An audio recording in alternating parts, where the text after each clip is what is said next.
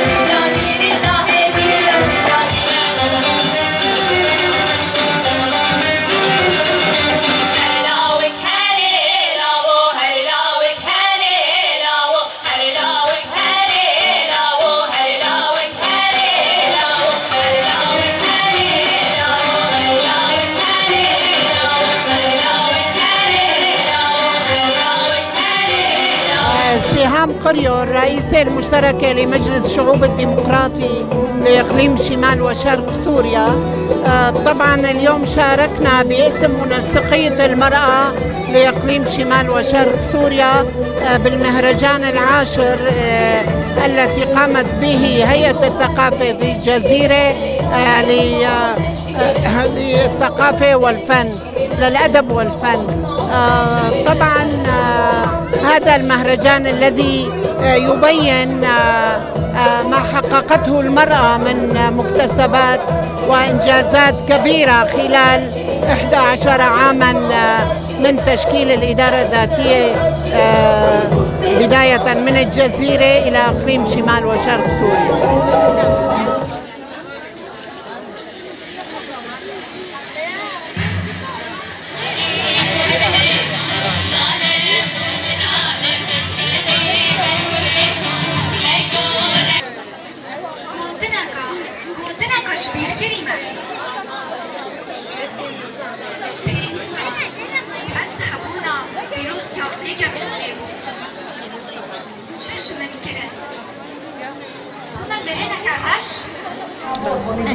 اسمي شيندا عيسى من القامشلي، عمري 31 سنة.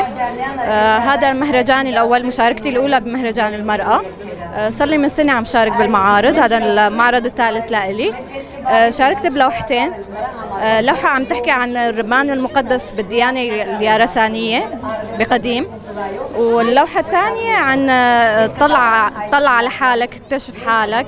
هي صحيح أنا رسمت شكل المرأة بس هي موجهة لكل الناس، لكل الأجناس، يعني للرجل للمرأة وللصغار وللكبار. فيها مراية، رسالتي فيها إنه الإنسان يطلع على حاله، يطلع جواته.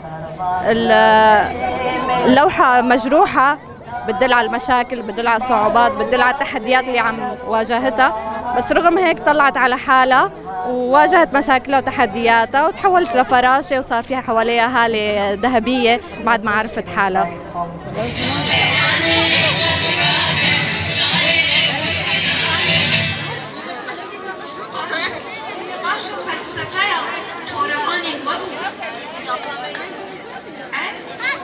جروج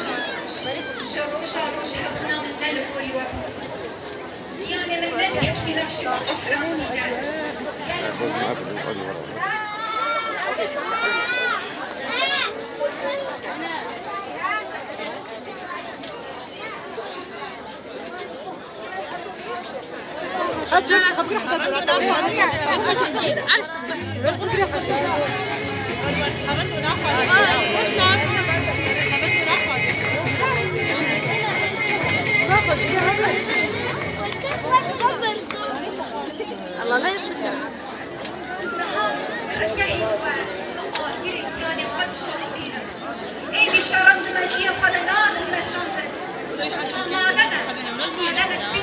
أنا ضمن اللجنة التحضيرية لمهرجان أدب وفن المرأة بدورته العاشرة تحت شعار الفن الحر بصوت ولون المرأة. طبعا المهرجان رح يكون على مدار 3 أيام 17 و18 و19 نيسان. نحن اليوم باليوم الأول كان يتضمن البرنامج كلمة اللجنة التحضيرية وكلمة لإدارة ذاتية.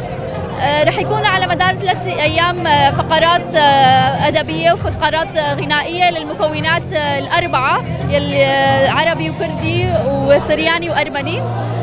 طبعا يتضمن المهرجان كمان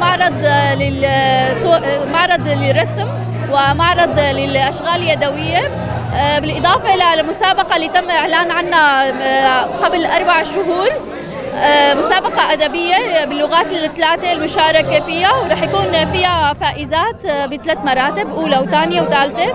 وبالإضافة حتى معرض الرسم رح يكون فيه مسابقة للمشاركات كمان بالمرتبة أولى وثانية وثالثة، رح يتم الإعلان عنهم باليوم الأخير. طبعا الرسامات المشاركات بلوحاتهم مرسومين خصيصا لهذا المهرجان، ما تم عرضهم بمكان آخر قبل. وختاما بحب هني كل النساء بكل العالم وبشمال شرق سوريا، وبنتمنى بالمستقبل المهرجان يزدهر أكثر ونقدر نسويه على مستوى سوريا أو حتى على مستوى أكبر من سوريا ويتحسن أكثر وأكثر. Меня всегда очень радовало и восхищало то, как курдский народ хранит свои традиции, насколько издалека приходят к нам